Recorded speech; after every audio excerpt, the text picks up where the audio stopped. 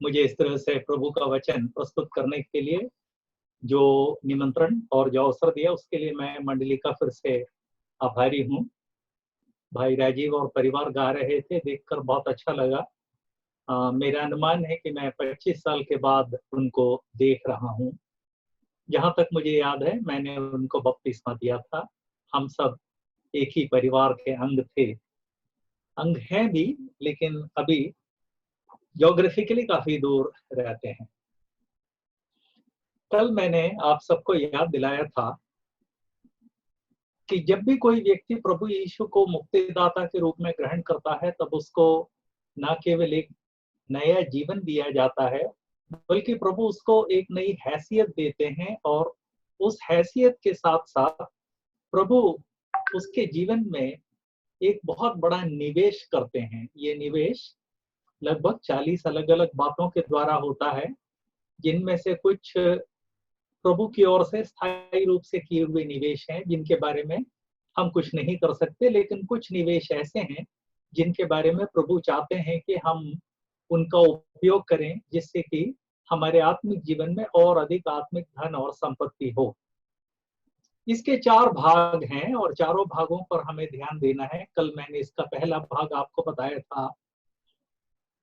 प्रभु ने हमारे जीवन में जो कुछ भी निवेश किया है, हो सकता है देखने में हमको कोई बड़ी बात ना लगे, लेकिन हमें कभी नहीं भूलना चाहिए कि निवेश प्रभु का है। इसलिए मेरी आपकी जो फीलिंग है, उसके आधार पर उसका मूल्यांकन नहीं करना है। यदि प्रभु ने कहा है उपयोग करो, तो इवन एक सिक्का हमको दिया गया है, तो उसका उपयोग करना है, जिससे कि हम कम से कम एक, और हो सके तो कम से कम 10 और कमा सकें।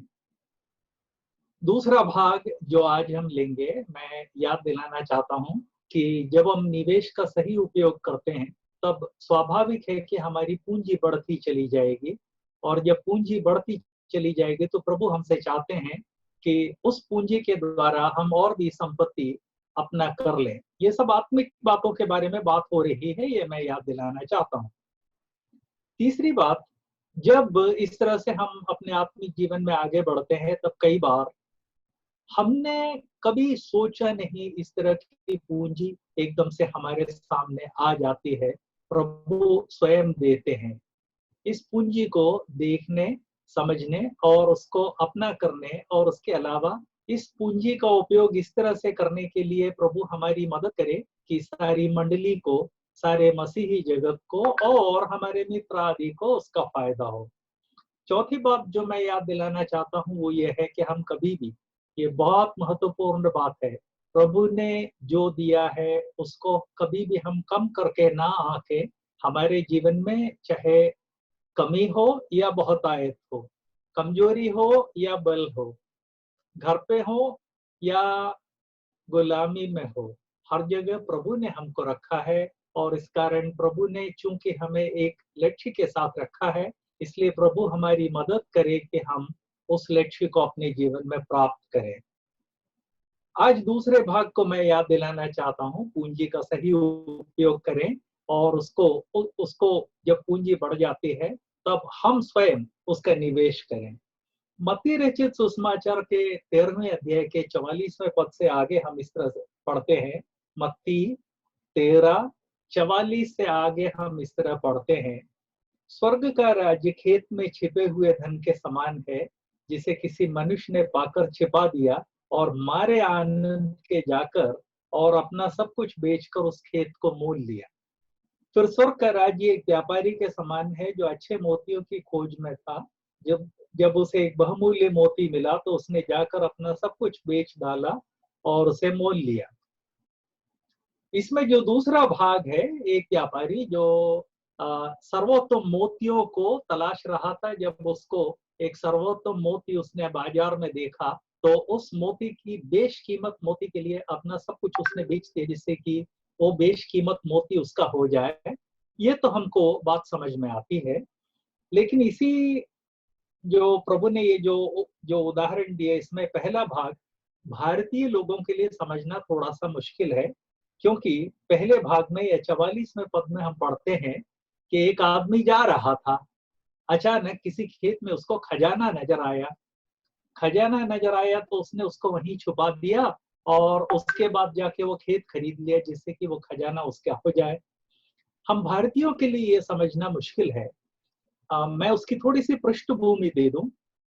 मनुष्य इस पृथ्वी पर पिछले 6000 साल से है और इन 6000 सालों में कम से कम 5000 साल या उससे अधिक वो धन का उपयोग करता आया है। सोना, चांदी और उसके अलावा हीरे, जवाहरात, मोती आदि को धन के रूप में यूज करता आया है। लेकिन उस जमाने में बैंक नहीं होते थे, इसलिए लोग उसको किसी घड़े में या किसी बरनी में डालकर गाड़ देते थे। कई बार जो इस धन को गाड़ देता था वो अपने परिवार के लोगों को बताना भूल जाता था और उसके गुजर जाने के बाद फिर वो धन वहीं जमीन के अंदर गड़ा रहता था। बुढ़े बुढ़ियों की जो कहानियां हैं जो बच्चों को सुनाते हैं उसमें गड़े खजाने की बहुत चर्चा होती है। इस तरह से सारी दुनिया में लाखों या 10 लाखों में या इवन हो सकता है करोड़ों में खजाने दबे हुए पड़े हैं। सारी दुनिया में पिछले 5000 साल से ये नियम और कानून है कि जिसका था वो तो भूल गया या वो मर गया और उसने किसी और को बताया नहीं कि ये मेरा है। तो इस कारण वो खजाना भविष्य में जिसके हाथ लगता है वो उसकी संपत्ति है। हम भारतीयों को ये समझना मुश्किल है क्योंकि हिंदुस्तान में यदि भूमि में गड़ा हुआ कोई खजाना मिलता है तो आपकी जिम्मेदारी है कि आप तुरंत पुलिस को सूचना दें और पुलिस आकर वो खजाना अपने हाथ में कर लेती है और बाद में वो सरकारी खजाने में जमा हो जाता है। ये भारतीय नियम नहीं है। आज से लगभग 250 साल पहले जब अंग्रेज हिंदुस्तान को लूटने के लिए आए थे तब उन्होंने सैकड़ों ऐसे लुटेरे कानून हिंदुस्तान में बनाए थे जिसकी सहायता से इस देश को लूटा जा सके। अंग्रेजों ने देखा कि हिंदुस्तान की बड़ी विशेष बात है, जहां खोदो वहां खजाना निकल रहा है। उन्होंने ये नियम बनाया कि यदि इस तरह से जमीन के बीच में कुछ निकलता है तो वो सरकार का होगा और सरकार उसको कब्जे में ले लेगी। सरकार तो सिर्फ नाम था। जिस इलाके में खजाना निकलता था वहां जो भी ब्रिटिश अधिकारी होता था वो उस पूरे पैसे को हड़प करके अपने देश में ले जाता था। ब्रिटिश साम्राज्य से जब हम हिंदुस्तानी लोग आजाद हुए तो ब्रिटिशों ने हिंदुस्तान को लूटने के लिए जो नियम बनाए थे उसमें काफी सारे नियम बदले नहीं गए, बल्कि वो नियम अभी भी प्रभावी हैं। हमारी सरकार इनमें से कई नियमों को निरस्त कर चुकी है, कई नियमों को बदलने की जरूरत समझती है, लेकिन इसके बावजूद आज भी हिंदुस्तान में जमीन के नीचे यदि कुछ निकलता है तो वो उस ब्रिटिश लुटेरे कानून के समान कानून के कारण वो सरकार का होता है। उस कानून के कारण हिंदुस्तानी लोग इस उदाहरण को समझने में हिंदुस्तानियों को थोड़ी सी परेशानी होगी, लेकिन मैं याद दिला दूं प्रिय भाइयों बहनों, आज भी सारी दुनिया में पिछले 5000 साल से कानून चला आ रहा है और दुनिया के लगभग सभी देशों में कानून है कि जमीन के नीचे यदि आपको कोई ऐसी संपत्ति मिल जाती है जिसका कोई मालिक नहीं है, क्योंकि मालिक होता तो उसने पहले ही निकाल लिया होता, अपने कब्जे में कर लिया होता। जमीन के नीचे संपत्ति यदि किसी को मिलती है तो पाने वाले की संपत्ति है। इस पृष्ठभूमि में प्रभु यीशु ने ये जो उदाहरण दिया था इसको समझें। एक आदमी जा रहा था और उसको एकदम से खजाना नजर आया। उसने अपनी सारी प्रॉपर्टी बेच के उस जमीन को खरीद लिया जिससे कि वो मूल्यवान खजाना उसको मिल जाए। एक और जो मोती ढूंढ रहा था उसको अच्छा मोती नजर आया तो उसने सब कुछ बेच दिया, अपनी सारी प्रॉपर्टी बेच के उसको अपना कर लिया। इसके पीछे एक दो बातें हैं जो मैं आपको याद दिलाना चाहता हूं। प्रभु यीशु परमेश्वर का वचन बार बार याद दिलाता है कि हमें जीवन में मूल्यवान चीजों को ढूंढना चाहिए। यहाँ प्रभु यीशु ने ये बात कही। नीति वचन 31 अध्याय में एक अच्छी पत्नी का जो मूल्य है उसके बारे में प्रभु का वचन, मैं नहीं, प्रभु का वचन कहता है कि अच्छी पत्नी का मूल्य मूंगों से भी ज्यादा है। मूंगा बहुत ही महंगा, बहुत ही महंगे किस्म की चीज है। उसी तरह से नीति वचन 25 के 11 में ये बताया गया है कि मूल्यवान यदि कोई उपदेश देता है, एडवाइस देता है, तो वो तो अम, चांदी के थाली में सोने के सेब के समान है। तो प्रभु का वचन हमेशा आत्मिक जीवन में मूल्यवान चीजों की खोज करने को बताता है। इवन मसीही जीवन का जो अंत होगा, उस अंत के बारे में प्रभु का वचन याद दिलाता है कि हम एक ऐसे अम, हम एक ऐसे ताज को पाने के लिए दौड़ रहे हैं जो मुरझाने वाला नहीं है। जब नया नियम लिखा गया था, उस समय ओलंपिक गेम्स में यदि कोई फर्स्ट आता था तो उसको जैतून के पत्ते का ताज पहनाया जाता था, जो दिन भर में मुरझा जाता था। प्रभु का वचन याद दिलाता है कि हम ना मुरझाने वाले ताज के लिए दौड़ रहे हैं। तो प्रभु का वचन हमेशा मूल्यवान वस्तुओं को ढूंढ कर, पहचान कर, उसे किसी भी कीमत पर अपना करने के बारे में प्रभु का वचन याद दिलाता है, जिसका असली मतलब यह है कि हर व्यक्ति को उसके जीवन में प्रभु ने जो निवेश किया है उसका उपयोग करने करने के द्वारा उसकी जो आत्मिक पूंजी बढ़ती है, उस बढ़ी हुई आत्मिक पूंजी का उपयोग और अधिक आत्मिक पूंजी को अपना करने के लिए उपयोग करना जरूरी है। आप कहेंगे कि ब्रदर ये तो कोई बड़ी बात नहीं है, क्योंकि मेरे पास तो कोई पूंजी नहीं है, और यदि मेरे पास पूंजी होती तो मैं उससे और पूंजी जुटा लेता। देखिए, हम में से हर कोई बढ़ा चढ़ा के बोलने में और हवाई सैर करने में एक्सपर्ट है। असल जिंदगी में ऐसा नहीं होता है। असली जिंदगी को बहुत ही डिटेल में समाज शास्त्रियों ने एनालाइज किया है, और उन लोगों ने इस बात को बार बार देखा है कि इस तरह से जो बहुत लंबी चौड़ी हाँकते हैं, उनके सामने सर्वोत्तम अवसर आ जाए तो भी उस अवसर को वो नहीं पहचान पाते। बल्कि ये संसार का तरीका है कि जो अवसर को पहचानने के लिए जानकर अवसर को ढूंढते हैं, वे लोग तो जब उनके सामने अवसर आ जाता है तब उस अवसर को पहचान लेते हैं। बाकी लोग अवसर आके उनके सामने बार बार निकल जाए, हाथ ही निकल जाए, उनकी नजर में नहीं आएगा। तो इस कारण यदि प्रभु के वचन को सुनने के बाद यदि आपकी प्रतिक्रिया ये हो कि हाँ ब्रदर, हमारे सामने अवसर आता ही नहीं है, तो मैं याद दिलाना चाहता हूँ प्रिय भाइयों और बहनों, ऐसा कोई व्यक्ति नहीं है जिसके जीवन में अवसर नहीं आता हो। हाँ, ऐसे बहुत सारे लोग हैं जिनके सामने अवसर आते हैं, लेकिन वो लोग उसको पहचान नहीं पाते हैं। अवसर को जानना, पहचानना हमारे जीवन की एक आदत है। इस कारण आत्मिक जीवन में प्रभु ने जो हमारे जीवन में रखा है, उसका निवेश करने के साथ साथ आत्मिक संपत्ति को जानने, पहचानने, ढूंढने, जानने, पहचानने को अपने जीवन में एक आदत बना लें। कल मैंने आपको याद दिलाया था, कई बार जब मंडली में जो भी मुखिया है, या जो भी मंडली का पासवान है, या जो भी मंडली की अगुवाई करता है, वो आके आपसे कहता है कि अरे भैया सुनो, वो 5वीं क्लास संडे स्कूल में अगले महीने से तुम ले लेना। हम में से कितने लोग हैं जो इस बात को नहीं पहचान पाते कि अचानक प्रभु ने हमारे सामने एक मौका रखा है, कीमत चुकानी पड़ेगी। सुबह घंटे भर पहले चर्च में आना पड़ेगा, जिसका मतलब है कि आप जो नॉर्मली उठते हैं उससे 2 घंटे पहले उठना पड़ेगा, तैयारी करनी पड़ेगी। लेकिन वो तो कीमत है, और जब हम मूल्यवान चीज को अपना करना चाहते हैं तो उसके लिए कीमत तो चुकानी पड़ेगी। ये तो प्रभु ने कहा। यहाँ 2 लोगों के बारे में पढ़ते हैं जिन्होंने अपनी सारी संपत्ति बेच दी, क्योंकि वे लोग इस बात को जानते थे कि ये जो हमारे हाथ आने वाला है, इसकी कीमत हमारी संपत्ति से बहुत अधिक है। प्रभु के वचन के आधार पर मैं कुछ बातें और याद दिला दूं। कहीं ऐसा ना हो कि आप कहें कि हाँ हाँ ठीक है, देखेंगे, वो होगा, ये होगा। आत्मिक जीवन में बहानेबाजी बहुत कॉमन है, बहुत अधिक कॉमन है।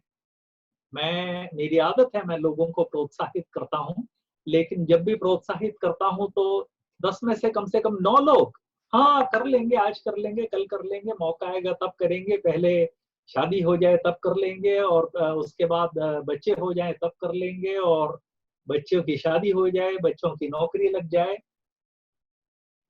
मौका कभी नहीं आता है।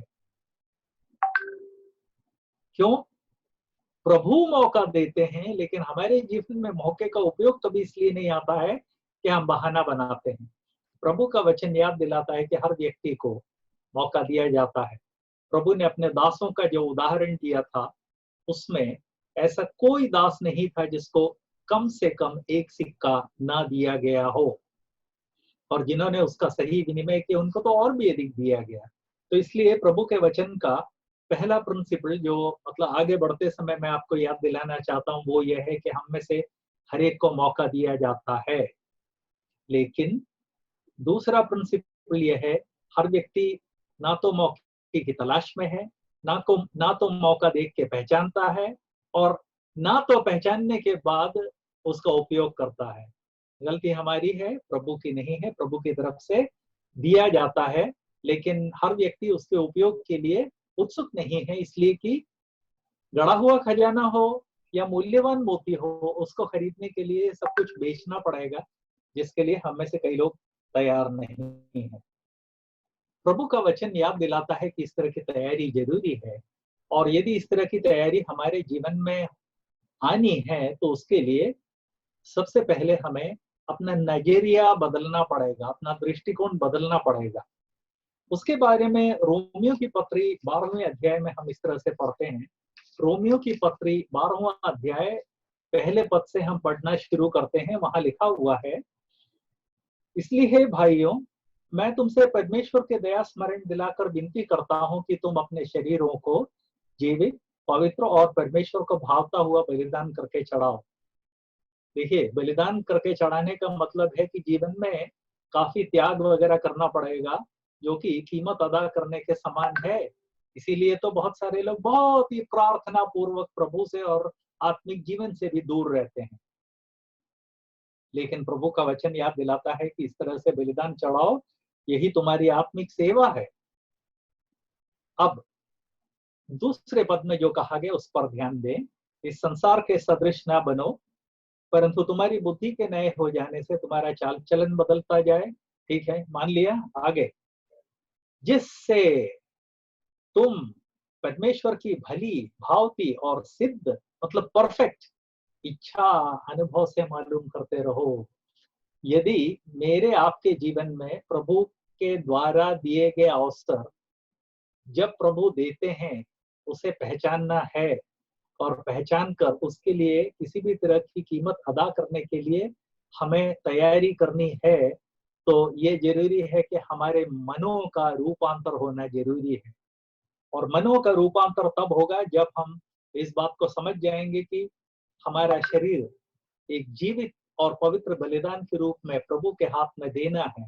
मेरा कुछ नहीं है, हे प्रभु सब कुछ आपका है।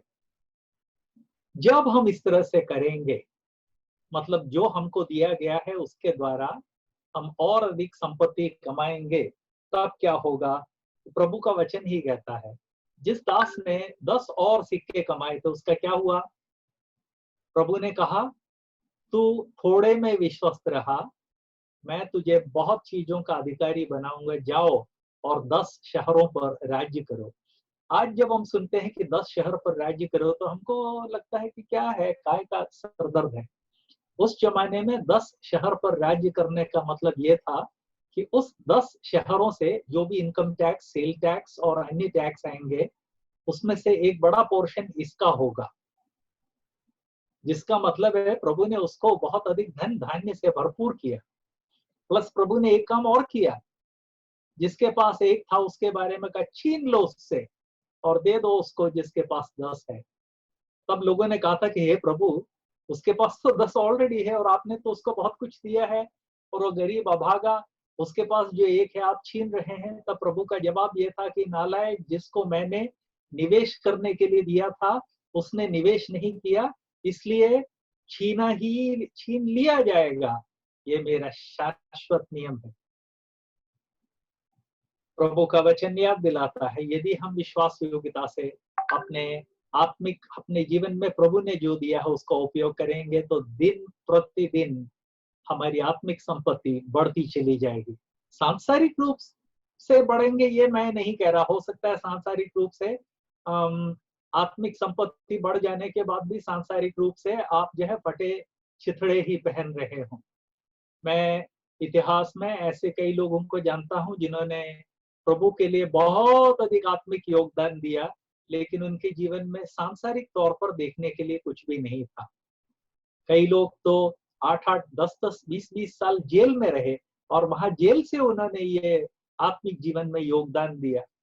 कई लोग ऐसे थे जिन्हें जीवन में हर प्रकार की भूखमरी और भी बहुत सारी बातों का सामना करना पड़ा, लेकिन उन्होंने इन भूखमरी के बावजूद ये आत्मिक योगदान दिया। तो जब मैं कहता हूं कि आत्मिक संपत्ति बढ़ेगी तो उसका मतलब ये नहीं है कि उसके साथ साथ सांसारिक संपत्ति बढ़ेगी। सांसारिक संपत्ति का बढ़ना या ना बढ़ना प्रभु के ऊपर है। कुछ लोगों को प्रभु सब कुछ देते हैं, उसका उपयोग भी विश्वास योग्यता से करते हैं, लेकिन सुलेमान जैसे लोग उसको बर्बाद भी कर देते हैं। ना केवल संपत्ति बर्बाद की, उसने अपने जीवन को भी बर्बाद कर दिया और परमेश्वर का जो राज्य था, जो देव राज्य था 12 गोत्रों का, उसको 2 टुकड़े में बंटने के लिए वो कारण बन गया। बस उसने कहा प्रभु मैं जिंदा हूं तब तक ना बटे, उसके बाद जो है प्रलय होता रहे, मुझे कोई फर्क नहीं। देखिए उसके जीवन में, उसके नजरिए में कितना फर्क आ गया। ऐसा नहीं होना चाहिए। दूसरी बात, प्रभु ने वो जो 10 सिक्के जिसने कमाए थे उससे कहा कि तू थोड़े में विश्वस्त रहा, मैं बहुत अधिक में मैं बहुत अधिक तुझे दूंगा, या बहुत अधिक का मालिक बनाऊंगा। इसका क्या मतलब है? ये इस बात को याद दिलाता है कि प्रभु ने मेरे आपके जीवन में जो निवेश किया है, ये सिर्फ ट्रायल है, जांच है। ये दौड़ की आखिरी मंजिल नहीं है। हम सब जानते हैं बैंक में प्रोबेशनरी ऑफिसर नियुक्त किए जाते हैं। उसका क्या मतलब है प्रोबेशनरी का? उनकी जांच की जाती है कि वे उस पोस्ट के लिए योग्य हैं या नहीं। योग्य है तो प्रमोशन करके वो बहुत ऊंची स्थिति पर चले जाते हैं। प्रिय भाइयों और बहनों, आत्मिक जीवन में हम सब प्रोबेशनरी ऑफिसर हैं, और ये जो हमारा जो जीवन काल है ये जांच का काल है। और प्रभु देखना चाहते हैं कि हम 1 और कमाते हैं, 2 और कमाते हैं, 5 और कमाते हैं, 10 और कमाते हैं, या 100 और कमाते हैं।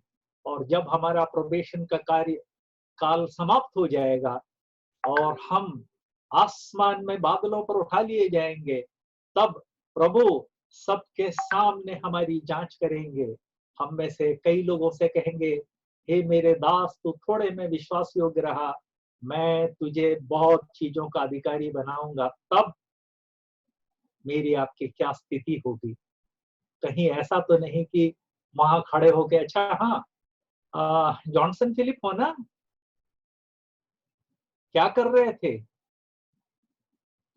तब मेरे आपकी क्या हालत होगी? कहीं ऐसा तो नहीं कि सिट्टी पिट्टी गुम हो जाए।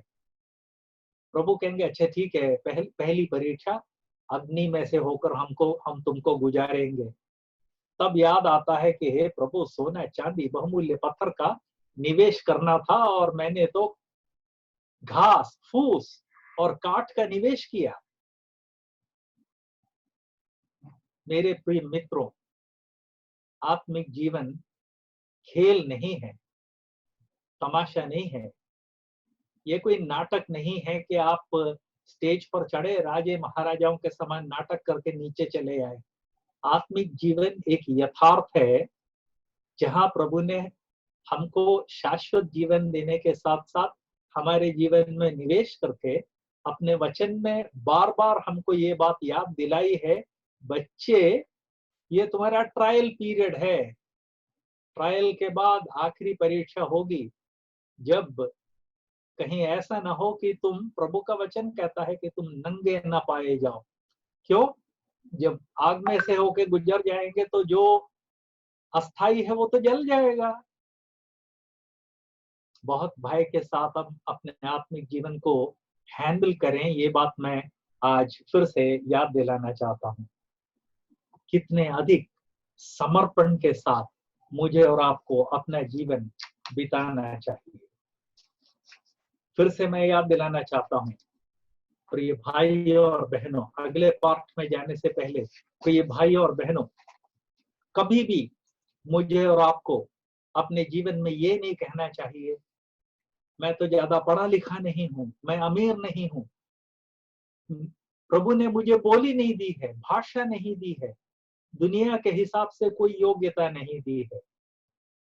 जिस महिला ने 10,000 गाने लिखे थे, उसके आंखों की जो रोशनी थी वो भी प्रभु ने छीन ली थी।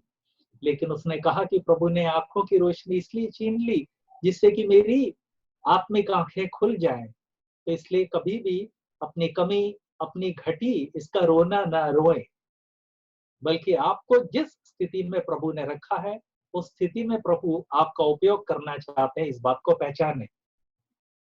तीसरी बात जो मैं आपको याद दिलाना चाहता हूं वो ये है कि कई बार आत्मिक जीवन में ऐसी चीजें हमको मिल जाती हैं जिसके बारे में हमने कभी सोचा नहीं था, प्लान नहीं किया था। देख के ताज्जुब होता है, बाप रे ये क्या है।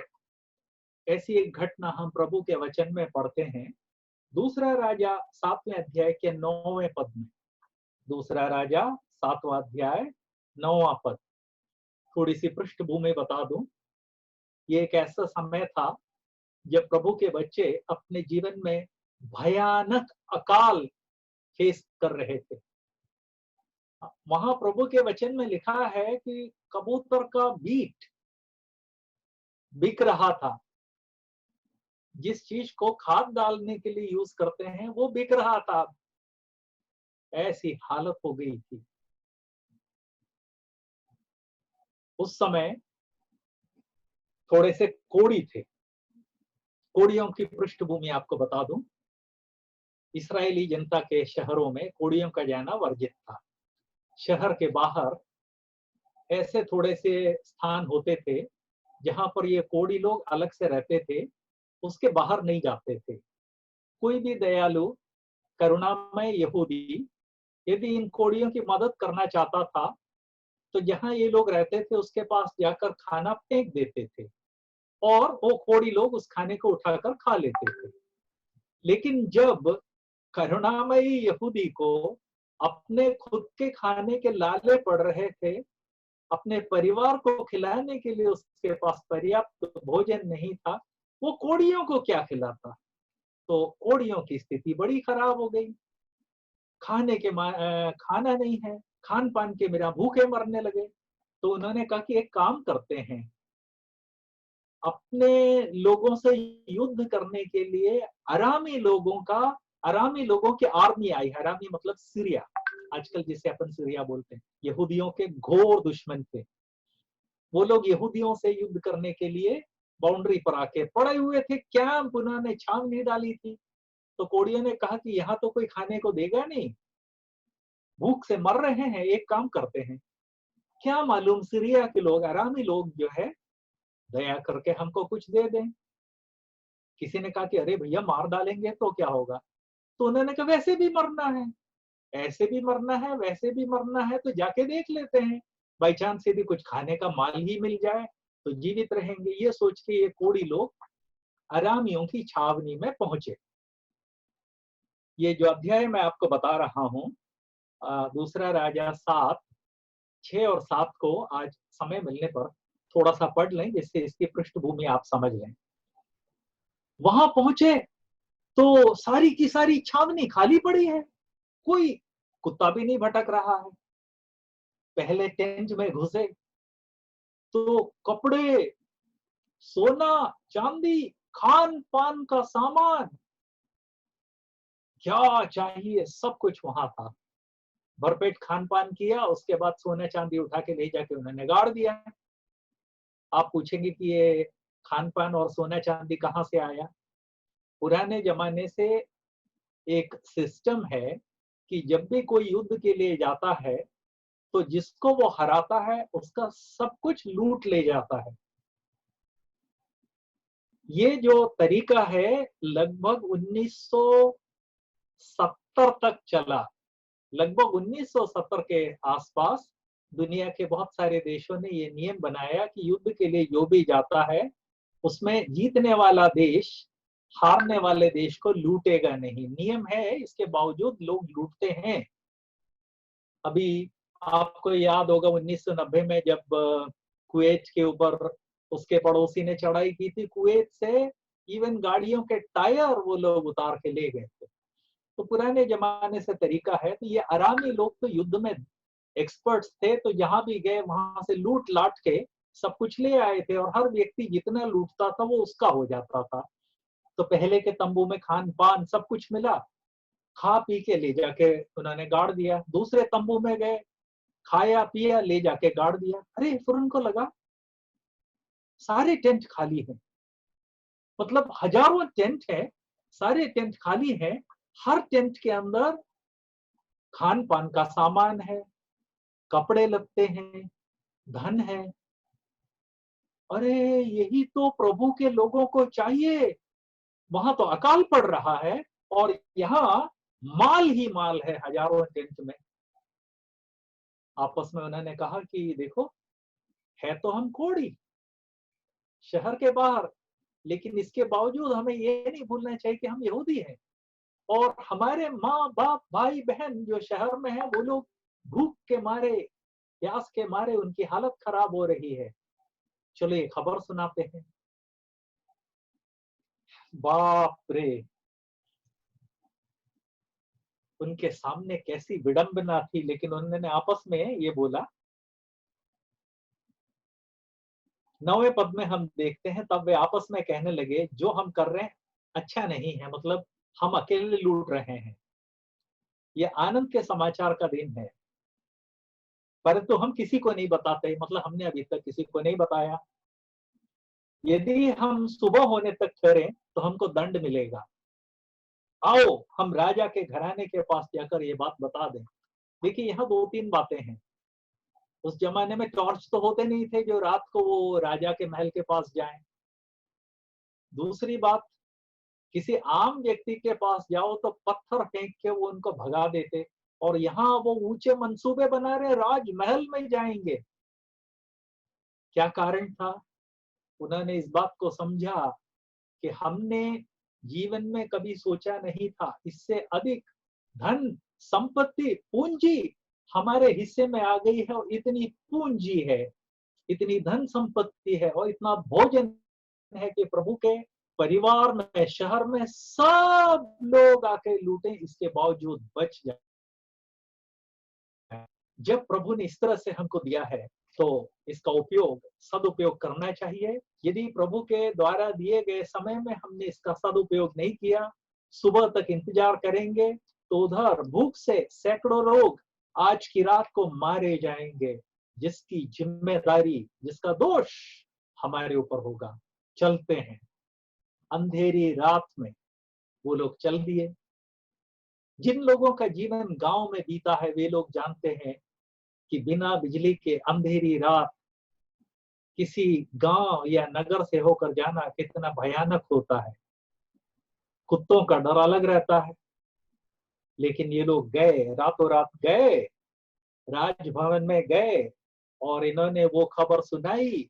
राजभवन में जब ये खबर सुनाई तो प्रभु के लोग आए, सब लूट के ले गए। अगले दिन जनता के बीच में ये स्थिति हो गई कि किसी को अन्न नहीं चाहिए, इतना अन्न उनके पास हो गया। प्रिय भाई और बहनों, प्रभु के वचन में ये जो घटना है, इनमें से हर घटना को पवित्र आत्मा ने वहां लिखवा कर मेरी आपकी जानकारी के लिए रखा है। ये घटना आज से 3,000 साल पहले की बात है। 3,000 साल पहले थोड़े से कोढ़ियों ने अपने जीवन में क्या किया, इसका मेरे आपके साथ कोई संबंध नहीं है। कल को यदि सरकार ये अनाउंस कर दे कि हर परिवार को 10,000 रुपया फ्री फंड में दिया जाएगा, तो वहां तो लूट हो जाएगी, क्योंकि वो हमारे काम की बात है। लेकिन 3,000 साल पहले कोढ़ियों ने क्या किया, ये हमारे काम की कैसी बात है? बात है। लेकिन यह है कि जो समझदार है वो प्रभु के वचन को पढ़कर समझता है, और जो समझदार नहीं है वो इन बातों को प्रभु के वचन में होते हुए भी इनकी उपेक्षा करता है, और अल्टीमेटली नुकसान उसको होता है। प्रभु का वचन नहीं समझते तो ना समझने वाले को नुकसान होता है, प्रभु का क्या जाता है। यात्रा मेरा आपका है। तो ये घटना प्रभु के वचन में जो रेखांकित की गई है, इसके पीछे कारण ये है कि इससे मेरे आपके जीवन में जो आत्मिक पाठ मिलना चाहिए, उस पाठ को हम ग्रहण करें। ये घटना हमें ये बात याद दिलाती है। देखिए, 3 स्टेजेस हमने देखे। उद्धार के समय प्रभु हमारे जीवन में निवेश करते हैं, उस निवेश का उपयोग करना है। निवेश का या पूंजी का सही उपयोग करेंगे तो पूंजी बढ़ेगी। पूंजी जब बढ़ जाती है तो उस पूंजी का उपयोग और अधिक पूंजी, आत्मिक पूंजी कमाने के लिए करना चाहिए। ये प्रभु के वचन की आज्ञा है। आज्ञा के द्वारा और उसके अलावा उदाहरण के द्वारा प्रभु का वचन हमको ये याद दिलाता है। आप पूछेंगे क्योंकि आज्ञा कहाँ है? फिलिपियों की पत्री को खोलकर देख लीजिए। यदि ऐसा हो सकता है, यदि ऐसा हो सकता है, यदि ऐसा हो सकता है, यदि फलाना है, तो उसकी खोज में रहो। आत्मिक संपत्ति, यदि फलानी संपत्ति मिल सकती है, फलानी संपत्ति मिल सकती है, फलानी संपत्ति मिल सकती है, उसकी खोज में रहो। आप कहेंगे कि ब्रदर वो वर्सेस भी जरा बताते जाएं। थोड़ी मेहनत आप भी कर लीजिए। फिलिपियों की पत्री कोई बहुत बड़ी पत्री नहीं है। जितनी देर आप हर हर सुबह अखबार पढ़ते हैं या न्यूज देखते हैं, उतनी देर में फिलिपियों की पत्री कंप्लीट आप पढ़ सकते हैं। तो थोड़ा इन्वेस्टमेंट, थोड़ा सा समय का निवेश आप कीजिए, जिससे कि आप देख सकें कि फिलिपियों की पत्री में आत्मिक निवेश के बारे में पवित्र आत्मा मुझसे और आपसे क्या कहता है। लेकिन एक समस्या है। समस्या क्या है?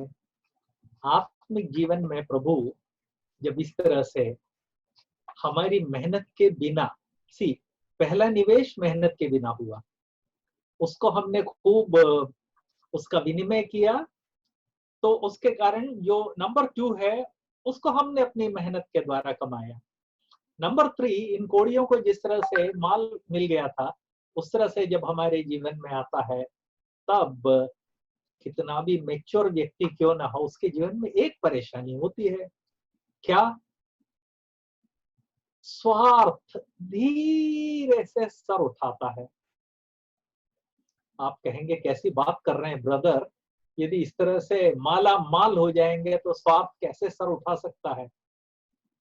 चाहे माला माल हो, चाहे भिखारी हो, स्वार्थ हर जगह सर उठाता है। प्रेरितों के काम में हम देखते हैं हनन्याह और सफीरा ने अपनी जमीन बेच दी। बेचने का मतलब है अब वो उनकी प्रॉपर्टी नहीं रही, लेकिन उसमें भी एक पोर्शन हटा के रख दिया और प्रेरितों से जाके बोल दिया कि हमने इतनी जमीन बेची और ये उसकी सारी कीमत है। जिसने बेची, बेचने के बाद उसकी संपत्ति तो चली गई, कंगाल हो गया। वहां पर भी लालच ने सर उठाया।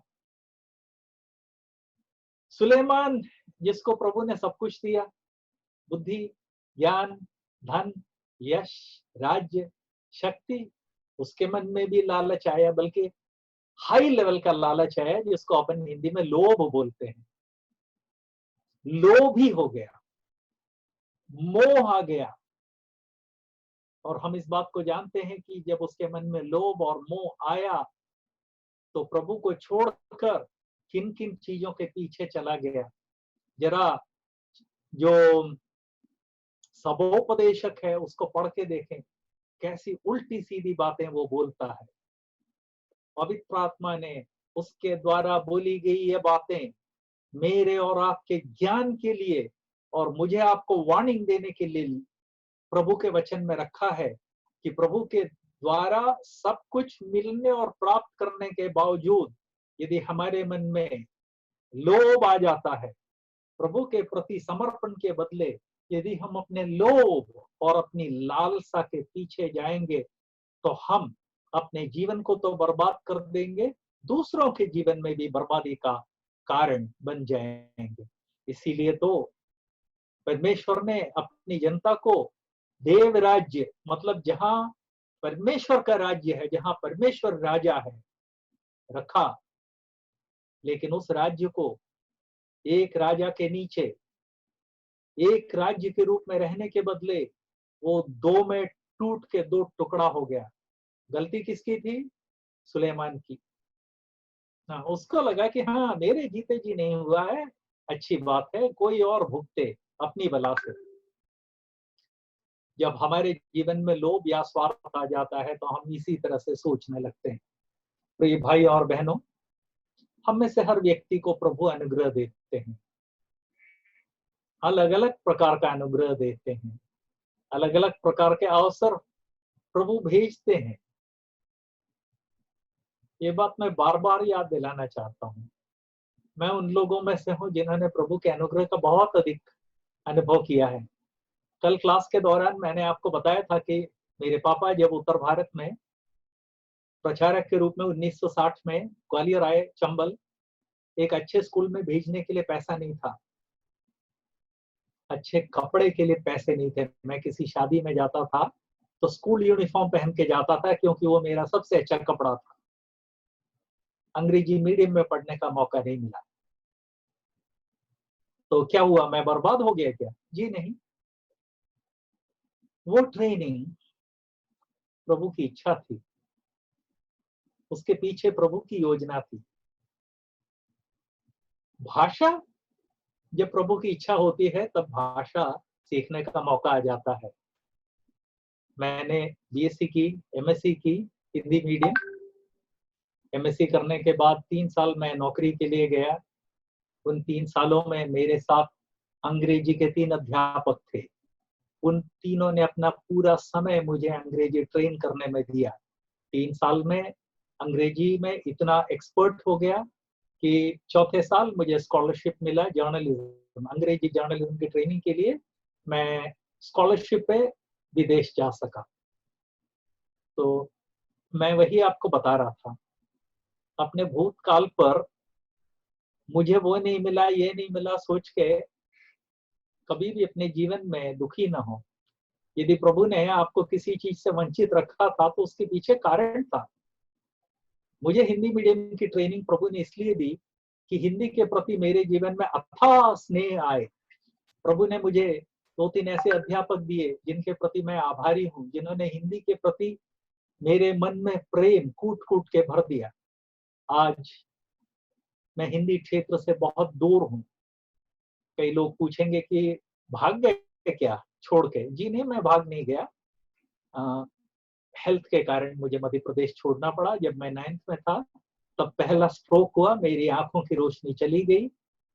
महीने भर के बाद रोशनी वापस आ गई। डॉक्टर्स ने कहा ख्याल रखो, लेकिन जब मैं एमएससी में पढ़ता था तब फिर से दूसरा स्ट्रोक हुआ, आंखों की रोशनी फिर चली गई। प्रभु की दया से महीने भर के बाद आंखों की रोशनी वापस आ गई। 1990 में तीसरा स्ट्रोक हुआ, फिर से आंखों की रोशनी चली गई। तब शहर का जो बहुत ही प्रसिद्ध डॉक्टर था, मेरा ही साथी था, एक ही बेंच पे बैठ के हमने पढ़ाई की थी, वो बोला कि देख ये आखिरी स्ट्रोक है, इसके बाद यदि स्ट्रोक हुआ तो नहीं बचेगा, मर जाएगा। और इसलिए चंबल की गर्मी में आगे का जीवन बिताने के बदले यहाँ से बोरिया बिस्तरा उखाड़ के कहीं ऐसी जगह चला जा जहां पर बेहतर क्लाइमेट हो। ऐसे आज से कुछ साल पहले मैं ऐसे क्षेत्र में आया जहां हिंदी नहीं बोली जाती है। प्रभु की इच्छा थी, आकर स्वास्थ्य लाभ हुआ।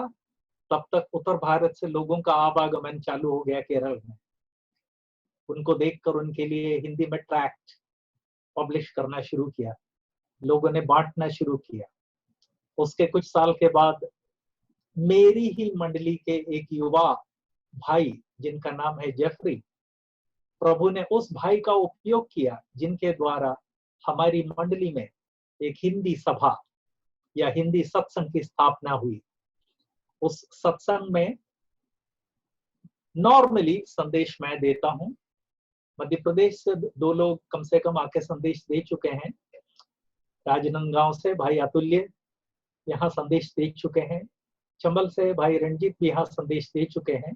लेकिन साल के जो 52 संडे है उसमें कम से कम 45 संडे मैं संदेश देता हूँ।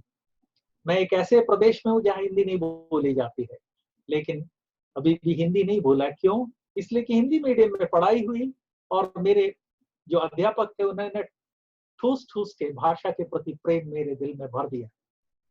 प्रिय भाई और बहनों, हम में से हर एक के जीवन में जो जो भी कमी या घटी आती है वो भी पूंजी है। प्रभु समय आने पर उसका उपयोग करेंगे। अब तो अवसर ही अवसर है यहाँ केरल में हिंदी में प्रभु की सेवा करने का। ये घटना मैंने इतने विस्तार से आपको यूं बताई, दो कारण है। कई लोगों ने मुझसे पूछा कि आप हिंदी बोलते हैं और उत्तर भारत से भाग क्यों गए? भाग नहीं गए, प्रभु ने वहां से हमारा बोरिया बिस्तरा उखाड़ के हमको यहाँ लाके सेटल कर दिया। उसके पीछे प्रभु की योजना थी। दूसरी बात, प्रभु की योजना ये थी कि जब केरल में, आज केरल में 60 लाख लोग हैं जो हिंदी भाषी हैं, उनके बीच में कार्य करने के लिए प्रभु ने मौका दिया। मैं सोच सकता हूँ, अरे बाप रे, क्या सेवा, काहे को इस लफड़े में पड़ो। ऐसा नहीं है। जिस तरह से उन कोड़ियों को प्रभु ने अवसर दिया था, आज मेरे सामने अवसर है। और भी बहुत सारे भाई लोग हैं जिनको प्रभु ने अवसर दिया है, वे लोग उसका उपयोग कर रहे हैं। आज शाम को मैं आपको याद दिलाना चाहता हूँ, आपको भी प्रभु ने इस तरह से जो अवसर दिया है उसका उपयोग करना ना भूलें। आज क्लोजिंग में मैं 2-3 बातें रिव्यू करके क्लोज करना चाहता हूं। पहली बात, मेरा आपका जो नजरिया है वो बहुत सीमित होता है, बहुत लिमिटेड। हम अपने जीवन को अपने सीमित नजरिए से ना देखें, बल्कि प्रभु के वचन के प्रकाश में देखें। तब समझ में आएगा कि जीवन का लक्ष्य क्या है। दूसरी बात, मेरे आपके जीवन में जो कुछ है, जो अनुग्रह है वो, और जो कमी घटी है वो, इन चीजों का मूल्यांकन मानसिक बुद्धि के आधार पर या अपना जो सीमित नजरिया है उसके आधार पर कभी ना करें, कभी भी ना करें। प्रभु के वचन में प्रभु ने बहुत ही शक्ति के साथ जिन लोगों का उपयोग किया था उनकी पृष्ठभूमि देखिए। यूसुफ क्या था? बच्चा था, गुलाम था। गुलाम रहा क्या वो? जी नहीं, मिस्र देश का महामंत्री हो गया। एस्तर अनाथ थी, क्या हुआ? पर्शिया की महारानी राजमाता बन गई। दानियल, शद्रक, मेशक, अबेदनगो, हम तो उनको बहुत मानते हैं, लेकिन हम ये भूल जाते हैं कि वो लोग क्या थे। नबूकदनेस्सर के राज्य में वो लोग सिर्फ गुलाम थे, राजा के नौकर थे, परदेशी थे। प्रभु ने उनको क्या किया? राजा के महल में सबसे ऊंचा स्थान दिया। दानियल को भी दिया, शद्रक, मेशक, अबेदनगो को भी दिया। प्रभु के वचन में इस तरह के और भी बहुत सारी चीजें, बहुत सारे व्यक्तियों को हम देखते हैं। आज से मेरा अनुमान है 1 शताब्दी पहले इंग्लैंड से एक मोची हिंदुस्तान आया। एक प्रोफेसर नहीं, एक महाराजा नहीं, एक मोची। उस व्यक्ति ने हिंदुस्तान के लगभग 25 भाषाओं में बाइबल के अनुवाद की जिम्मेदारी ली। कुछ भाषाओं में डायरेक्टली अनुवाद किया, कुछ भाषाओं में दूसरों की मदद से अनुवाद किया। विलियम केरी, सेरामपुर के महान विलियम केरी का नाम हम सब जानते हैं। उसकी पृष्ठभूमि को देखिए, ना तो प्रोफेसर था, ना पंडित था, ना राजा था, ना ही समाज में कोई बड़ा प्रभु था, लेकिन प्रभु ने उसका उपयोग किया। सीमित नजरिए से हम अपने जीवन का मूल्यांकन ना करें। डरे नहीं, आत्मिक जीवन में प्रभु ने हमको जो दिया है उसके उपयोग से डरे नहीं। ये कोड़ी लोग शहर जाने की अनुमति नहीं थी। ये लोग तो लेकिन न केवल शहर बल्कि सीधे राजमहल जाने की बात कर रहे थे, और गए भी। क्यों? इसलिए कि जब प्रभु ने उनको अवसर दिया तब उन्होंने इस बात को पहचाना कि अब डरने की जरूरत नहीं है। अब प्रभु ने जो दिया है उसके बारे में घोषणा करने का समय है और इसलिए वे लोग घोषणा के लिए चले गए। अपने कोड के बारे में उन्हें डर लगा था क्या? नहीं, उस बात को वो भूल गए। जब हम प्रभु की सेवा के लिए निकल जाते हैं, तब कभी भी अपने जीवन की जो कमजोरियां हैं, जो घटिया हैं, उनके बारे में डरे नहीं। प्रभु का वचन बार बार याद दिलाता है, जिस तरह से उन कोढ़ी लोगों ने आपस में कहा, यह आनंद का दिन है। आज प्रभु के लोगों के लिए अनुग्रह का दिन है, लेकिन अनुग्रह का ये संदेश प्रभु के लोगों के पास पहुंचाना मेरी तुम्हारी जिम्मेदारी है। रात हो गई है, मशाल नहीं है, अंधेरी रात में शहर जाएंगे, हो सकता है चौकीदार मार पीट के भगा दे, हो सकता है जो आवारा कुत्ते गांव में फिरते हैं, नगर में फिरते हैं, वे काट लें। कोई बात नहीं। प्रभु ने जो जिम्मेदारी दी है, किसी भी हालत में, किसी भी कीमत में वो जिम्मेदारी पूर्ण करनी है। प्रिय भाई और बहनों, इस अध्ययन के फाइनल स्टेज में जाने से पहले एक क्षण अपने आप को जांचें। प्रभु यीशु में शाश्वत जीवन पाने के बाद कितना समय हो गया आपको? महीना, साल, 5 साल, 10 साल, 50 साल? इन 50 सालों में प्रभु के द्वारा दिए गए उस किए गए निवेश का क्या उपयोग किया आपने? कितना बड़ा वो? कहीं ऐसा तो नहीं कि रूमाल में बांध के या गड्ढा खोद के गाड़ दिया? ऐसी लापरवाही आत्मिक जीवन में कभी ना करें। मनुष्य यदि सांसारिक बातों में लापरवाही करे तो उसका नुकसान सिर्फ संसार तक रह जाता है। आत्मिक बातों में यदि हम लापरवाही करेंगे तो उसका नुकसान यहाँ भी होगा और अनंत काल तक वो नुकसान हमारे साथ रहेगा। दूसरी बात, यदि आपने इन चीजों का उपयोग किया तो आप कह सकते हैं क्या कि मैंने विश्वास योग्यता से किया? नहीं तो उसका क्या जवाब होगा? जिन्होंने विश्वास योग्यता से किया वे लोग ये कह सकते हैं क्या, ब्रदर, हमने अपने जीवन में और भी बहुत सारी मूल्यवान चीजें अपनी कर ली हैं। बहुत अच्छी बात है, लगे रहिए। हाँ, जिन लोगों को प्रभु ने बिना सोचे एकदम से आत्मिक संपत्ति से भरपूर किया है, उनसे एक अनुरोध है, कहीं ऐसा तो नहीं, अरे अंधेरा है, अरे अपन कोढ़ी लोग हैं, अरे वो लोग अपने को पत्थर फेंक के भगा देते हैं, मरने दो, कौन इसके पीछे जाए, कौन इसके पीछे पड़े? नहीं, कोई भी बहाना आत्मिक जीवन में, कोई भी बहाना नहीं चलेगा, क्योंकि ये बहाना हम जो है सर्वज्ञानी प्रभु के सामने बना रहे हैं। सर्वज्ञानी प्रभु से कुछ भी छुपा हुआ नहीं है। नीति वचन के 24वें अध्याय में लिखा है, बहाना मत बनाना, क्योंकि जो दिल को तौल कर देखता है वो इस बात को नहीं जानता क्या कि तुम क्या सोच रहे हो। रेफरेंस नीति वचन 24 हमें से हर एक को पढ़ना चाहिए, तो इसलिए रेफरेंस नहीं बोलूंगा, सिर्फ अध्याय नीति वचन 24 को जरा पढ़ के देखें। वहां क्लियरली लिखा है कि प्रभु हमारे मन को तौल कर देखते हैं, लापरवाही ना करें। आज इस तरह से प्रभु ने जो मौका दिया उसके लिए मैं प्रभु का बहुत बहुत शुक्रगुजार हूँ। मुझे जिस मंडली ने इनवाइट किया उस मंडली और मंडली के मुखियों का विशेष रूप से आभारी हूँ। आप में से कई लोगों ने कहा है कि आप अपने आत्मिक प्रश्न वगैरह मुझसे पूछना चाहते हैं। कल मैं आपको अपना फोन नंबर दे दूंगा, उस फोन नंबर पर व्हाट्सएप के द्वारा आप अपने प्रश्न हिंदी, अंग्रेजी या मलयालम मीडियम के द्वारा भेज सकते हैं। मैं आप जिस माध्यम के द्वारा प्रश्न भेजेंगे उसी माध्यम में आपको जवाब दे दूंगा। प्रभु आप सबको अपना अनुग्रह दें। प्रभु के नाम की स्तुति हो।